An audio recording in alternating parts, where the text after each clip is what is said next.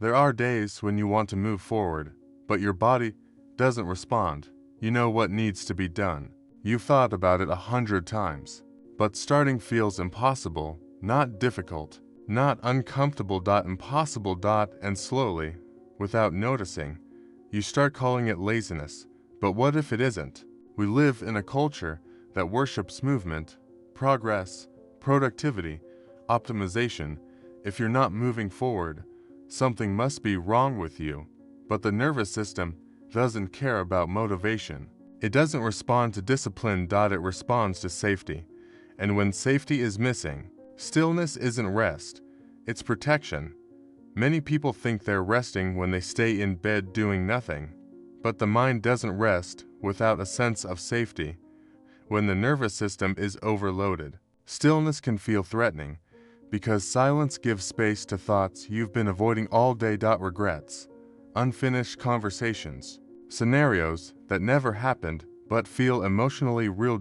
So the brain looks for distance, not because it wants stimulation, but because it wants relief. In psychology, this state is often linked to the freeze response. Most people know about fight or flight, but freeze is quieter. It happens when stress doesn't leave. It accumulates. When fighting didn't help, when escaping wasn't possible. So the system chooses stillness, not as a choice, but as a last form of regulation. When you're in freeze, movement starts to feel unsafe. Because action might open something you don't have the capacity to handle right now. So even simple tasks feel heavy.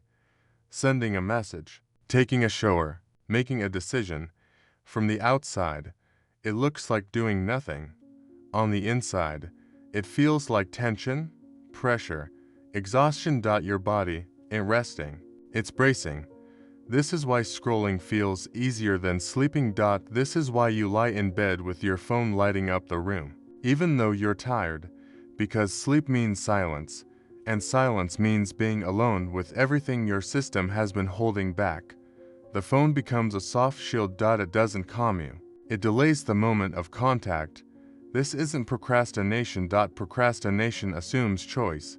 This is a system that's already overloaded, trying to survive with the tools it has. When motivation disappears, it doesn't mean you stopped caring. It often means your system is tired of pushing. Constant pressure teaches the brain one thing: rest is unsafe. So instead of stopping, you freeze. That's why starting feels harder than continuing. Once you're already moving, the system adapts. But the transition from stillness to action feels like a threat. Not logically, physiologically. Your mind isn't broken. It's protecting you from overload. And here's the part most people miss: recovery doesn't begin with discipline. It doesn't start with forcing yourself to just do something. That only teaches the nervous system that it has to perform to be allowed rest. Real recovery begins with permission. Permission to slow down without guilt.